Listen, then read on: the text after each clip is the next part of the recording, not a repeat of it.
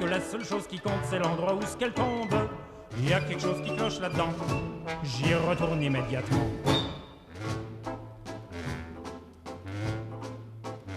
Sachant proche le résultat, tous les grands chefs d'État lui ont rendu visite. Il les reçut et s'excusa de ce que sa cagna était aussi petite. Mais sitôt qu'ils sont tous entrés, il les a enfermés en disant « Soyez sages ». Et quand la bombe a explosé, de tous ces personnages, il n'est plus rien resté. Content devant ce résultat, ne se dégonfla pas et joua les andouilles. Au tribunal, on l'a traîné, et devant les jurés, le voilà qui bafouille. Messieurs, c'est un hasard affreux, mais je jure devant Dieu, qu'en mon âme et conscience, en détruisant tous ces tordus, je suis bien convaincu d'avoir servi la France. On était dans l'embarras, alors on le condamna, et puis on l'amnistia. Et le pays reconnaissant, l'élut immédiatement chef du gouvernement.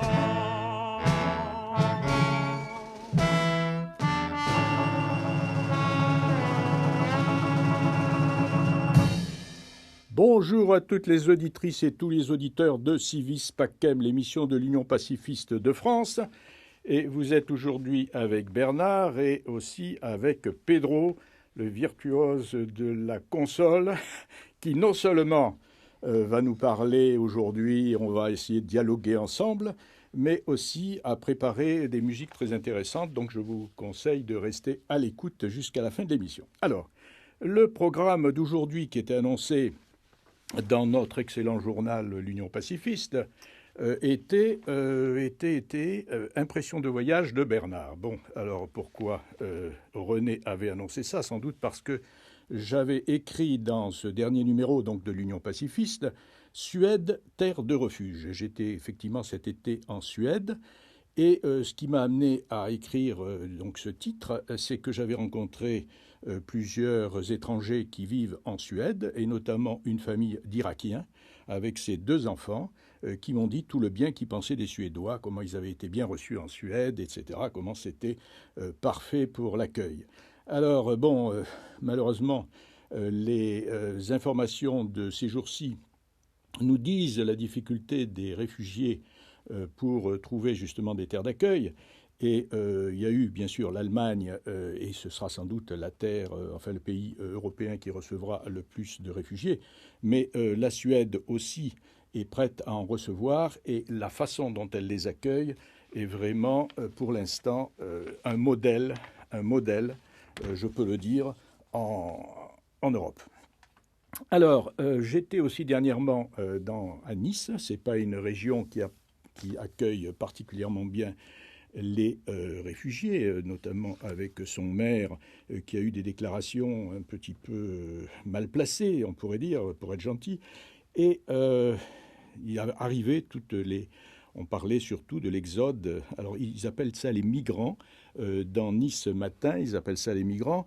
Et malgré tout, il y avait quand même un titre, La Suède, nouvelle Eldorado. La police danoise a fermé lundi soir une autoroute pour des raisons de sécurité, empêchant du même coup des dizaines de réfugiés, dont des femmes et des enfants, de passer la frontière avec la Suède, où les conditions d'accueil des demandeurs d'asile sont plus généreuses. Alors, donc, ça confirme tout ça. Et puis, je suis aussi allé voir là-bas une excellente exposition d'une réfugiée juive allemande qui s'était réfugiée à Villefranche-sur-Mer, à côté de Nice, au moment de la guerre. Elle a été accueillie par une Américaine là-bas. Elle a écrit un journal, dessiné un journal qui représente à peu près 1500 dessins. C'est comme une bande dessinée de sa vie. Et tout ça a été donné dans un musée d'Amsterdam, mais exposé déjà au Centre Georges Pompidou, exposé en ce moment à Villefranche-sur-Mer, et ensuite ce sera exposé aux États-Unis, au Japon, en Norvège, etc. Voilà. Bon, alors ça, c'était pour Bernard en voyage. Maintenant, on va parler de ce qui se passe malheureusement encore aujourd'hui avec les réfugiés. Alors, on va écouter d'abord, quand on ouvre la radio le matin, ou quand on regarde la télé, on est submergé déjà par des reportages assez effrayants. Et on va écouter le premier, cher Pedro, que j'ai écouté ce matin. Alors, on va allons-y pour la Hongrie. Violence à la frontière entre la Serbie et la Hongrie. La police hongroise affirme avoir repris le contrôle de la situation à la frontière avec la Serbie au lendemain des affrontements avec les demandeurs d'asile. Les 367 migrants qui ont réussi à franchir la barrière ont immédiatement été arrêtés et risquent jusqu'à 5 ans de prison. Inacceptable pour Montserrat Feichasvili de l'agence onusienne pour les réfugiés. Je suis vraiment affligée de voir ces gens blessés, de voir des enfants pleurer parce qu'ils sont séparés de leurs parents. Nous en connaissons qui ont été séparés de leur famille. C'est vraiment affligeant de voir un tel degré de violence qui aurait pu être évité. La police hongroise a fait usage de gaz lacrymogène, de canons à eau et d'autres moyens controversés pour repousser les réfugiés.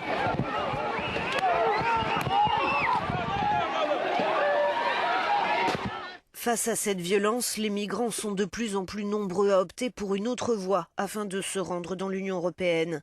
1300 personnes sont arrivées hier en Croatie et plus précisément dans la ville de Tovarnik.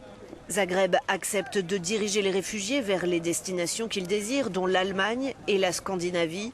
Mais pas question de tous les accueillir sur son territoire. Seuls quelques milliers d'entre eux pourront demander asile directement aux autorités croates.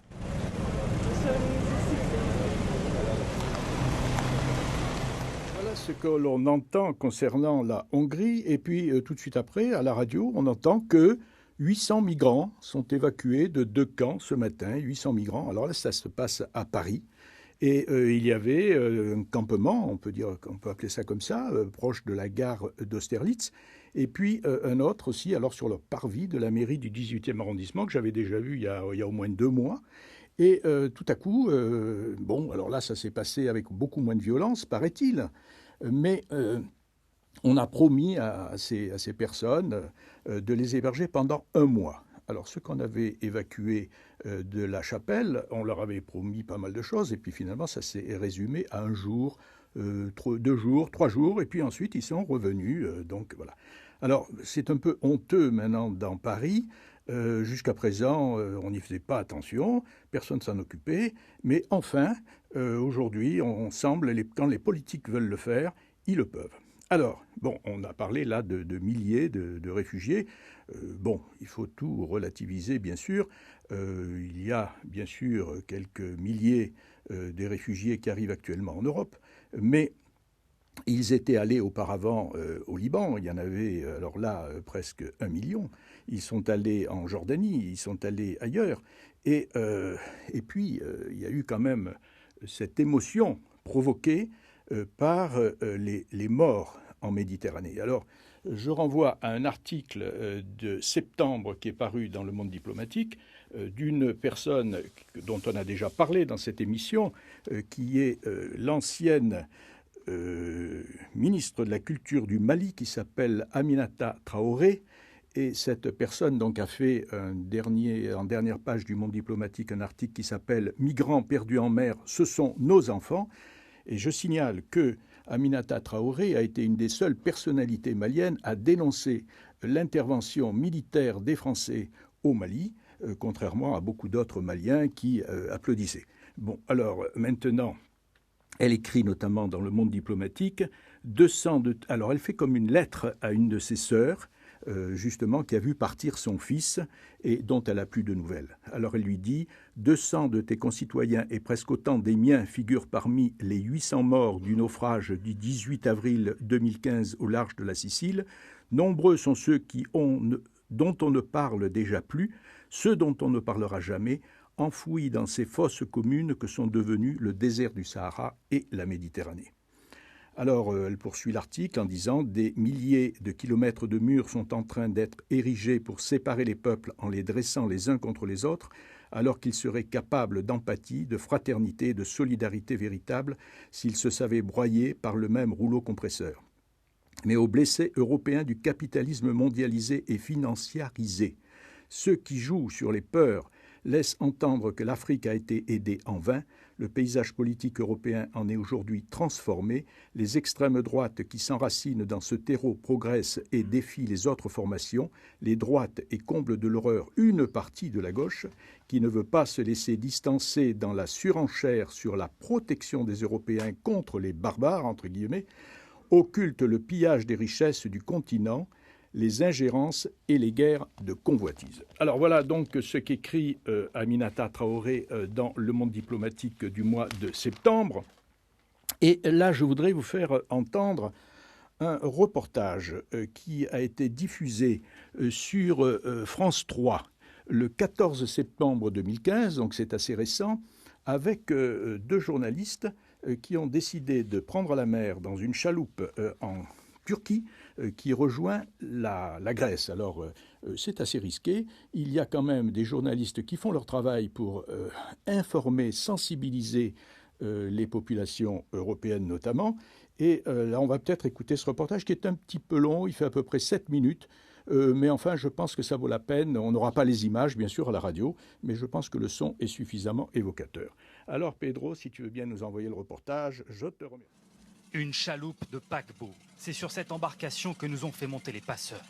Nous avons embarqué il y a environ maintenant une dizaine de minutes et nous longeons depuis les côtes turques vers une destination inconnue où il va probablement falloir charger plusieurs dizaines de migrants. Et les passeurs, pour le moment, nous demandent de rester bien cachés à l'intérieur du bateau afin de ne pas nous faire repérer. Le signal vient de leur être donné. En file indienne, des dizaines de réfugiés syriens et irakiens descendent vers la mer. 24 heures qu'ils attendaient cachés le long de la côte turque.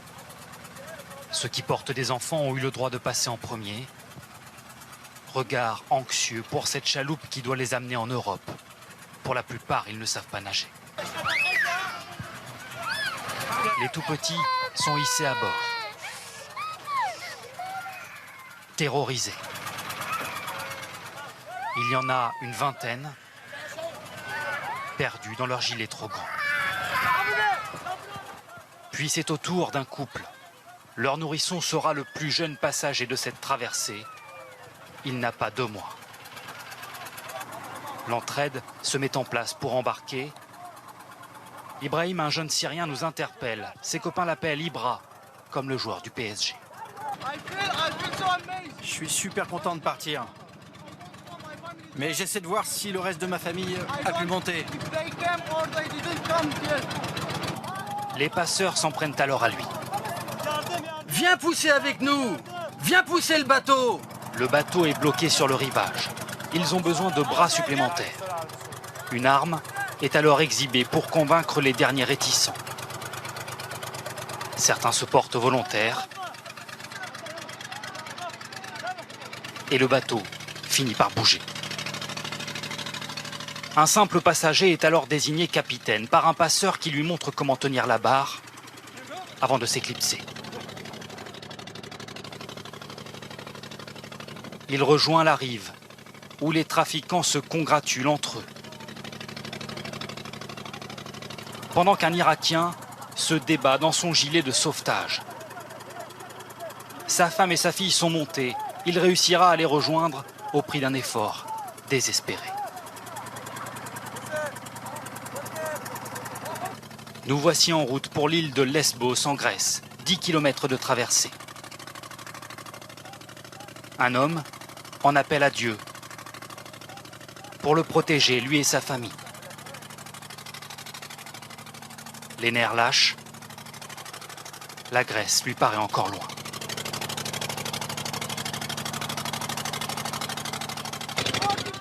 Dans 45 minutes, on y sera. Mais autour de nous, personne ou presque n'est rassuré. J'ai dit au capitaine de ne pas aller trop vite, car il vaut mieux avancer doucement et arriver sain et sauf. La mer est belle, mais le moteur ne marche pas très bien. 60 personnes se serrent sur cette vieille chaloupe. 2 000 € par adulte, 1 000 € pour les enfants. La traversée est pénible. Le bruit du moteur écorche les tympans. La fumée et les odeurs de mazout prennent à la gorge. La nuit commence à tomber et sans lumière, le bateau devra naviguer au milieu des cargos. C'est à ce moment précis que le moteur va rendre son dernier souffle.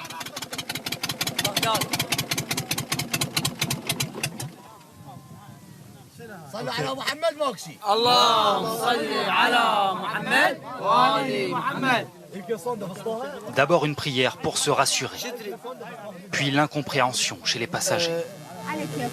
Le moteur vient de s'arrêter et on se retrouve donc à peu près 2,5 km, 3 km des côtes turques, quasiment sans lumière si ce n'est celle de notre caméra, et on ne voit pas de bateau à l'horizon. Pour l'instant, on est bloqué. Plongé dans le noir, le son glaçant des sifflets de gilets de sauvetage. Puis la lumière des téléphones portables pour attirer l'attention d'autres bateaux. Les passeurs ne leur ont laissé aucun numéro d'appel d'urgence. Arrêtez de bouger, sinon on va finir par chavirer. C'est donc moi qui vais prévenir les secours par téléphone et leur donner notre localisation exacte grâce à un positionneur satellite. Je les ai appelés, mais il va leur falloir un peu de temps pour arriver, ok? Beaucoup de migrants sont morts ici. C'est pour ça que les gens ont peur. C'est alors qu'apparaît un bateau de pêche grec, dérouté par les gardes-côtes. La mer est de plus en plus forte. Le remorquage s'annonce périlleux. Mon ami, viens par là, viens par là. Laissez-le faire, c'est notre sauveur. À l'aide d'une simple corde, la frêle embarcation va finalement nous ramener vers la Grèce. Vous savez pourquoi on va en Europe? Car chez nous, on se fait tuer par notre gouvernement. Alors que chez vous, quand vous en avez besoin, on vous aide. Le mal de mer rend la fin du voyage bien longue pour certains. Encore quelques centaines de mètres d'angoisse. Et après 4 heures de traversée, des applaudissements pour saluer la fin du périple. Laissez passer les enfants d'abord. Un à un, les passagers sont hissés sur le quai. Frigorifiés pour certains. J'ai froid. Mais sains et saufs. Comment vous vous sentez? Ça va, ça va. La mer, c'était effrayant. Merci la Grèce, merci. Ibrahim a retrouvé son sourire et ses proches. Vous vous rendez compte que la route est encore longue? Oui, ce sera encore long pour aller en Allemagne. Mais avec cette traversée, nous avons fait le plus dur. Demain, il sera temps de penser à rejoindre Athènes, puis à remonter vers l'Europe du Nord. Mais pour l'heure, les larmes de joie se mêlent à celles de soulagement. Pour ces 60 personnes qui ont risqué leur vie sur les eaux de la mer Égée.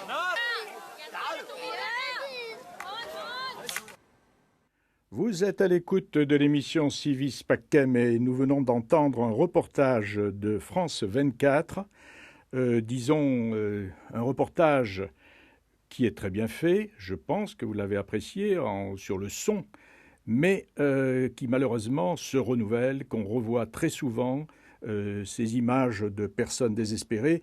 Et une image, bien sûr, qui a fait le tour, qui a mobilisé les gens, qui les a impressionnés, c'est l'image du petit Ivan, ce garçon kurde, retrouvé sur le rivage de la Turquie.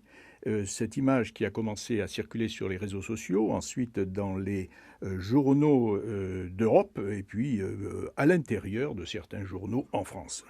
Alors, d'ailleurs, on peut lire dans le Canard enchaîné de cette semaine que moins de 15 jours, alors d'après l'article de Eric Amtaz, moins de 15 jours après avoir fait le tour du monde, la photo d'Elan, le petit garçon kurde mort noyé sur une plage de Turquie, est déjà floue. Une image chasse l'autre et la sienne a été zappée par de nombreux autres clichés. Ceux, par exemple, de policiers hongrois dont nous avons entendu tout à l'heure un peu comment ils se comportaient, installant des barbelés enrichis de lames de rasoir à la frontière de leur pays, qui, avant d'ériger un mur anti-réfugiés, se réjouissaient encore, voilà pas si longtemps, que celui de Berlin soit tombé. Parce qu'on sait très bien combien il y a eu de réfugiés hongrois dans les pays voisins et notamment en Autriche lorsqu'ils ont fui devant les chars de l'armée soviétique. Alors, ce n'est pas toujours effectivement les pays qui ont connu le maximum d'immigration, d'émigration, on peut dire, qui reçoivent le mieux actuellement les réfugiés. D'abord, on a entendu aussi que ces réfugiés, je voudrais le souligner, faisaient une prière, que c'était des musulmans. Tout le monde croit d'ailleurs, surtout les Hongrois, que ce sont des musulmans. Mais connaissant un petit peu la Syrie et la région d'Alep, je peux témoigner que cette région est à majorité chrétienne et que, disons, on sait d'ailleurs que cette région d'Alep, qui était extrêmement prospère, avec des commerçants très influents, sont actuellement en route aussi vers l'Europe. Alors, naturellement, les pays réagissent de façon différente. Et puis, nous avons des pays, on a parlé de la Suède, on a parlé de l'Autriche, on a parlé de l'Allemagne. Et puis alors en France, écoutez, notre gouvernement fait de gros efforts en disant qu'il va recevoir 24 000, vous vous rendez compte, 24 000 réfugiés sur 2 ans. Alors ça paraît énorme comme ça, mais enfin c'est rien du tout. Et en plus, en donnant une petite aumône de 100 € par réfugié pour les communes qui veulent bien les accueillir.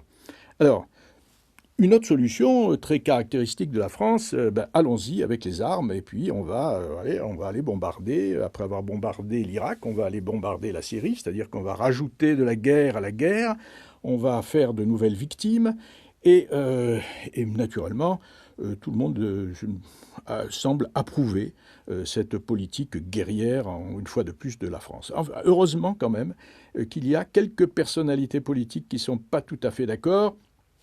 Et il y en a une quand même que je voudrais féliciter parce qu'elle est une des seules qu'on ait entendues et qui a pris des positions dès le départ. C'est Emmanuelle Causse, donc qui est la responsable des Europe Écologie Les Verts. Alors il y a bien aussi quelques socialistes quand même, il ne faut pas les enfoncer complètement. On a entendu des réactions de Marie-Noëlle Lienemann, mais enfin, ils sont bien rares. Alors, Emmanuelle Causse, on va écouter un peu ses réactions. Effectivement, elle a parlé le 19 avril sur Europe 1, justement, de la Méditerranée cimetière des migrants, donc avant qu'on ait cette grande vague terrestre, si on peut dire. Ensuite, on va entendre un autre entretien qui va s'enchaîner le 5 septembre sur France 3. Là, elle propose justement devant l'afflux des migrants, qui ne se précipitent pas d'ailleurs vers la France, parce qu'ils savent ce qui les attend en France. Elle a prévu un accueil dans la région Île-de-France. Et ensuite, alors le 15 septembre sur RTL, naturellement, on la titille parce que vous savez que les journalistes sont là pour... D'ailleurs, il y a eu des réactions dans la presse de droite contre Emmanuelle Causse qui avait dit que finalement on pouvait accueillir tout le monde, qu'on était un pays assez riche et que l'Europe était un pays assez riche pour accueillir tout le monde. Alors, on va écouter Emmanuelle Causse, Pedro, si tu veux bien. Voilà, ça dure à peu près 10 minutes. 10h, 11h, le grand rendez-vous européen avec Le Monde et iTélé. Vous savez, malheureusement, sur cette question, je crois qu'on s'est habitué à quelque chose d'inacceptable. Parce que la Méditerranée est un cimetière de migrants depuis plusieurs années. Ça fait 15 ans que cela se passe. Et là, cette dernière année, les choses se sont particulièrement aggravées et c'est lié au bouleversement qu'il y a en Libye, qu'il y a aussi en Tunisie et dans bien d'autres pays, sans parler de l'Érythrée ou tout ça. C'est l'État islamique qui envoie tous ces c'est pas que cela. Vous savez, le sort des migrants en Libye, et ça, c'était déjà le cas sous Kadhafi, est absolument dramatique. Et aujourd'hui, on a des tas de personnes, y compris qui viennent de Somalie, qui remontent parce qu'elles vivent des conditions déplorables et qu'elles jouent leur survie. Et ce qui est vrai, c'est que là, on voit une arrivée massive de navires dans des conditions terribles, à un moment aussi où l'Union européenne a arrêté la mission qu'elle avait menée jusqu'à quelque temps avec l'Italie pour en fait aller au-devant de ces bateaux et éviter ces drames inacceptables. Mais quelle solution? Parce que le droit de la mer, ces bateaux souvent se sabordent pour que les gens soient pris pour des réfugiés. Est-ce qu'il y a un problème d'aspiration? C'est-à-dire que quand on va trop près des migrants, trop les aider, ils arrivent. Quand on se retire, ils se noient. Donc, il n'y a pas de solution. En 2003, l'Union européenne avait fait le choix de externaliser ses frontières et donc de demander aux pays comme la Libye, la Tunisie et d'autres de s'occuper des migrants et de surtout pas s'en occuper. Je fais partie, parce que je parle au-delà de mon parti, puisque moi j'ai beaucoup travaillé sur la question des migrants il y a fort longtemps. Je fais partie de ces gens qui ont été dans des associations, qui ont travaillé auprès de ces gens. Et je peux vous dire que notre problème, c'est qu'aujourd'hui l'Union européenne, qui a quand même des moyens, des capacités, non pas à accueillir tous les migrants, mais d'une part à les accueillir et aussi à travailler avec ces pays. Parce que la question est la survie économique dans ces pays. Moi, je serais aujourd'hui somalienne, je pense que comme tant d'autres, pour ne pas crever de faim, j'émigrais.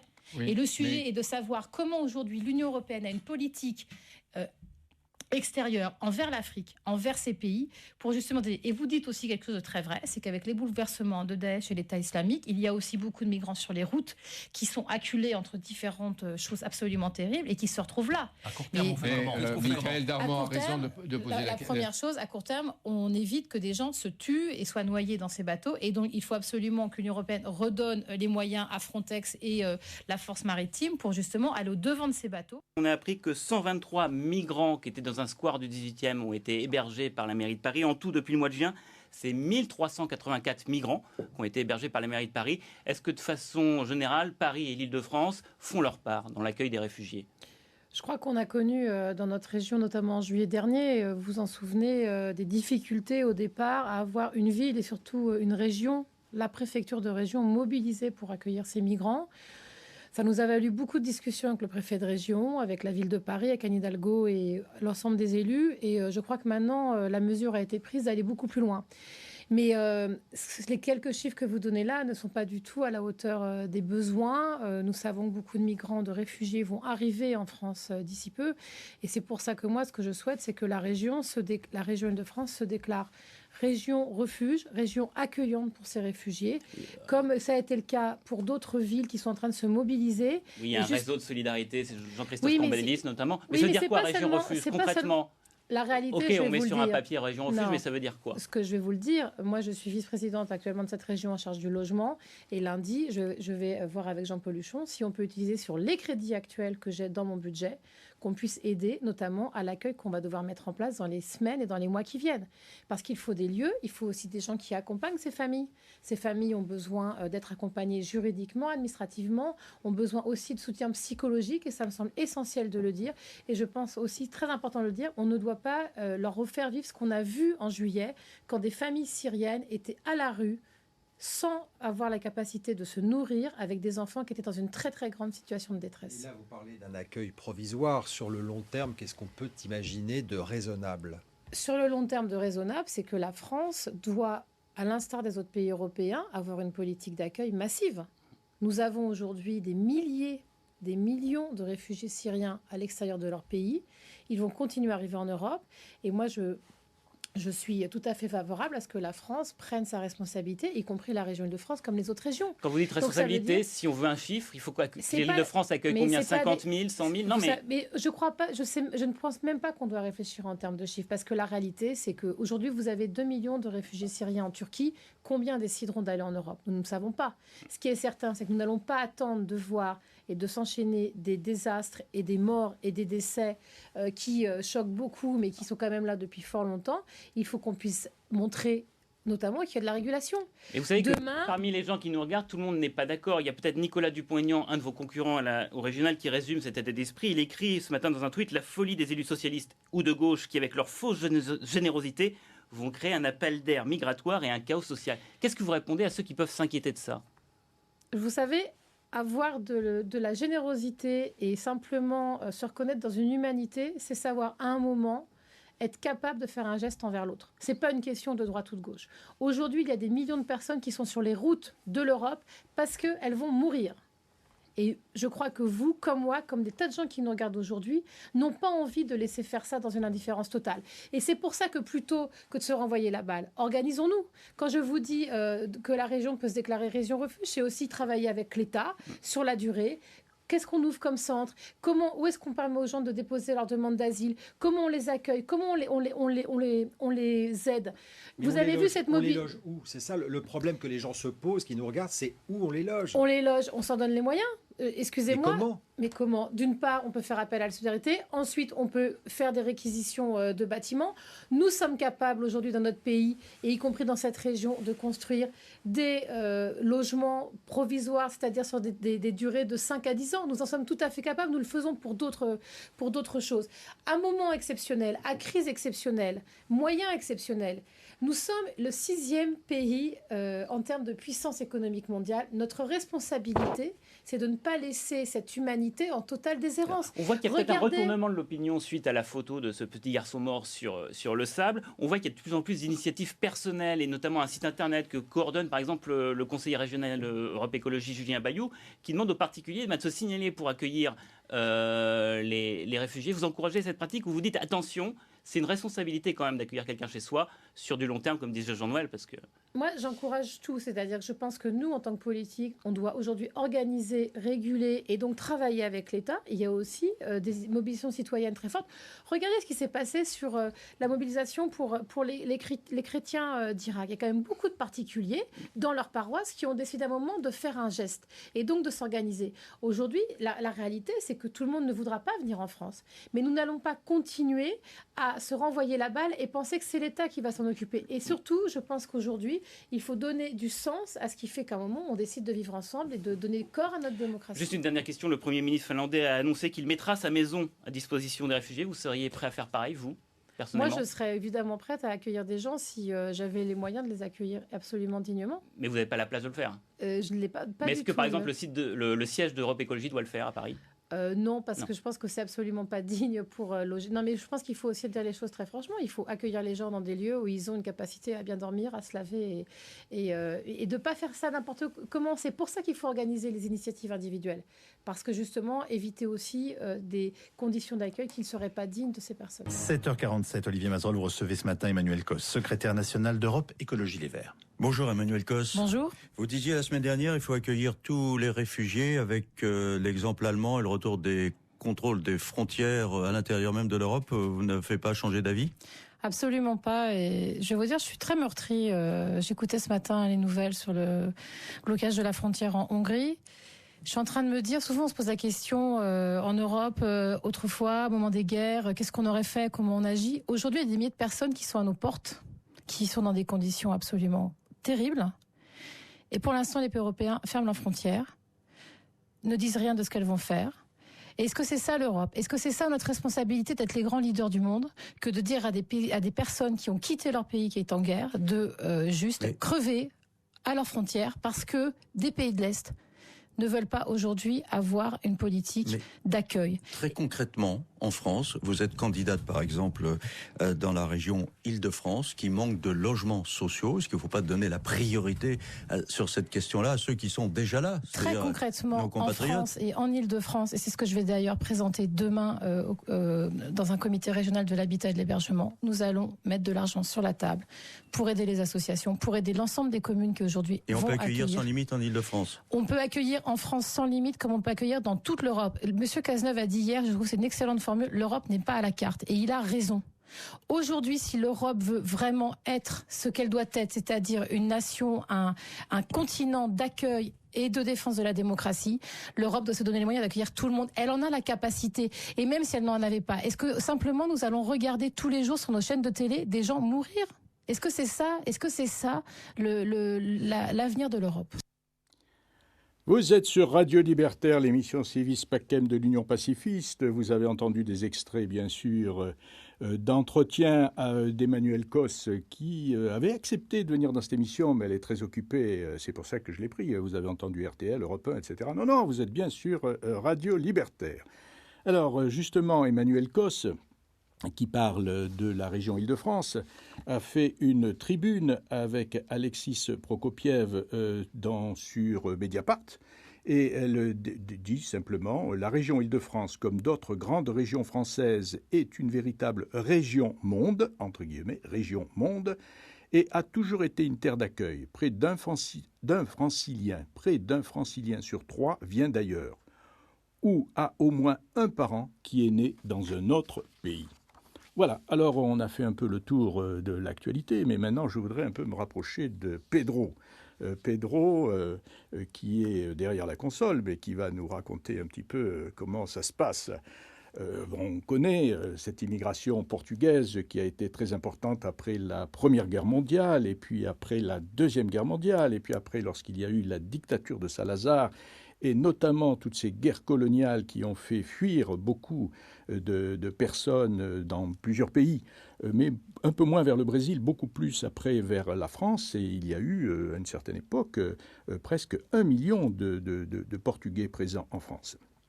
Alors, Hugo, tu m'avais envoyé un petit message en me disant que M. Hugo dos Santos, le président de l'association Mémoire Vive, association qui travaille sur l'immigration portugaise, et qui a d'ailleurs avait invité l'Union pacifiste à un colloque, était prête à nous parler. Alors, d'abord, une première question, Hugo. Qu'est-ce que c'est que cette association Mémoire Vive? Depuis combien de temps elle existe? Et puis, quel est son objet? Qu'est-ce qui s'y fait? À toi, Pedro. Est-ce que tu as entendu ma question? Parce qu'on est part et d'autre de la vitre, mais comme tu fais la console en même temps... on avait Hugo là au téléphone, qui nous parlait. Il faut lui demander le 15 octobre quand il viendra, parce que c'est lui qui est le président de l'association. Moi, je ne fais pas partie de l'association, même si je côtoie bien les membres de l'association. Eux, ils raconteront bien comment... Et alors, comment tu as connu, toi, cette association Mémoire Vive? Tu l'as connue comment, l'association? Alors, comment j'ai connu Mémoire Vive? Justement, par la communauté portugaise, des amis. Souvent, il y avait des projections des films, il y avait des débats qui étaient organisés par cette association. Et moi, comme ça m'intéressait en tant que migrant aussi portugais, je me suis dit, bon, j'aimerais bien savoir qu'est-ce qu'ils font autour de l'immigration portugaise. Et c'est comme ça que je les ai rencontrés. Et de là, l'idée que j'ai proposée après à l'Union pacifiste de les inviter, faire une émission ici. Parce que aussi, eux, ils nous ont invités déjà à venir dans un colloque qu'ils ont fait au 25 avril. Le 24 avril, ils ont organisé un week-end d'hommage aux déserteurs portugais. Parce que, si tu veux, on fête cette année les 40 ans de la décolonisation de certains pays, anciennes colonies portugaises, comme Angola, par exemple. Mozambique, Guinée-Bissau, c'était des pays qui étaient colonisés par les Portugais et dont on sait très bien qu'il y a eu une grande vague d'immigration aux années 60, dont 1 sur 10 migrants était un déserteur ou un réfractaire à la guerre. Et ça veut dire que si beaucoup de gens s'échappaient à la dictature de Salazar par des raisons économiques, il y avait la question de la guerre qui était très importante. Et qui, comme je disais, 1 sur 10, ça veut dire 10% de la migration portugaise était basée sur des déserteurs et réfractaires qui, en France, aussi essaient de s'organiser et de faire un peu de militantisme, essayer de dire aux gens, voilà, la guerre c'est pas bon, on est contre la guerre coloniale, c'est une guerre injuste, les peuples ont le droit d'avoir leur indépendance là-bas, et aussi parce qu'ils s'opposaient au fascisme du régime de Salazar, directement aussi. Voilà. Et alors comment ils étaient, d'abord, peut-être comment ils faisaient pour quitter le Portugal? Est-ce que c'était facile de quitter le Portugal, d'une part? Et d'autre part, est-ce qu'ils étaient bien reçus en France? Est-ce qu'ils pouvaient faire leur propagande sans trop de difficultés? Alors non, ce n'était pas évident. Déjà parce que le régime de Salazar, même si, pour ceux qui ne connaissent pas, c'est un régime assez proche du fascisme de Franco, italien ou espagnol. Le fascisme, oui. Voilà, c'est un régime nationaliste, Oui. Dictature de 48 ans. C'est celle qui a resté le plus longtemps en Europe au pouvoir, 48 ans. Et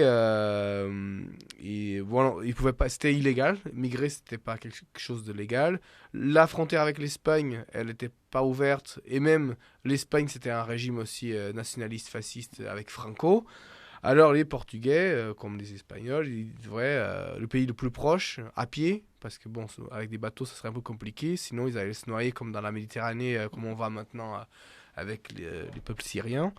Et ils venaient à pied, souvent dans des conditions assez bizarres, parce comme aujourd'hui, c'est intéressant de parler de ça, parce qu'on parle des passeurs qui font passer des migrants dans la Méditerranée. Mais à l'époque, il y avait des passeurs aussi qui en profitaient, qui faisaient de l'argent avec, en amenant des gens en France, dont certains n'arrivaient même pas en France.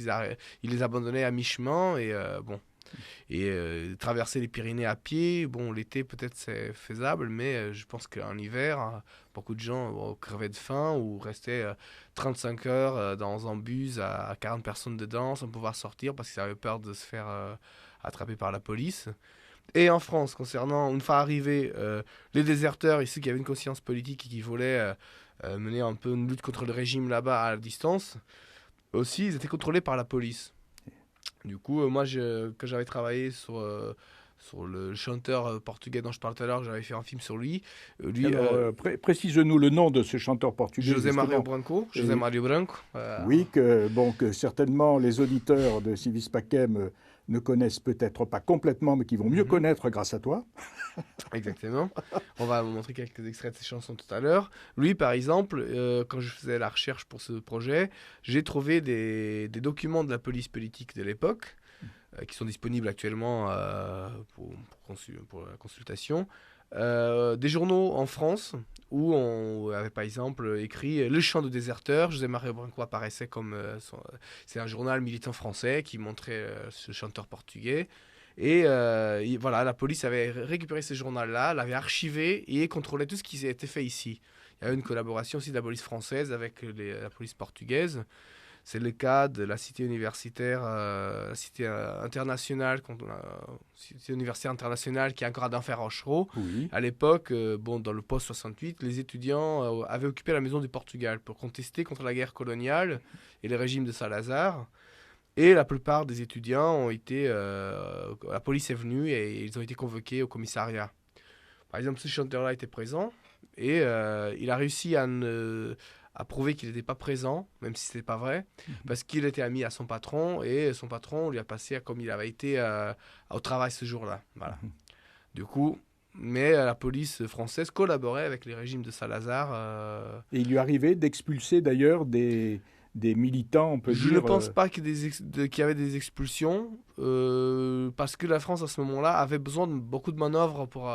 Exactement. Voilà, du coup, il y avait un intérêt économique dans les chantiers, dans la reconstruction de... Dans l'industrie, d'ailleurs. L'industrie aussi. Chez Michelin, à Clermont-Ferrand. Voilà, après les 30 glorieuses, il y a un besoin d'évolution, de manœuvres industrielles, et ça arrangeait qu'il y ait beaucoup d'immigrés qui arrivent pour ce développement économique. Alors, fais-nous un peu écouter une chanson. Présente-nous la chanson, là. Tu m'as parlé. Oui, je vais vous montrer un morceau de ce même auteur qu'on vient de parler, José Mario Branco, qui s'appelle Gare d'Austerlitz. C'est un morceau qui a été enregistré directement dans la gare, où on entend c'est un instrumental, où on entend l'arrivée des Portugais et des Espagnols par le Sud Express, qui vient d'Hendaye, qui arrive à Paris, et qui se mélange petit à petit avec un son d'un accordéon qui mélange un peu la musette parisienne avec l'accordéon de folklore portugais. Et voilà, c'est une petite ambiance de la gare d'Austerlitz.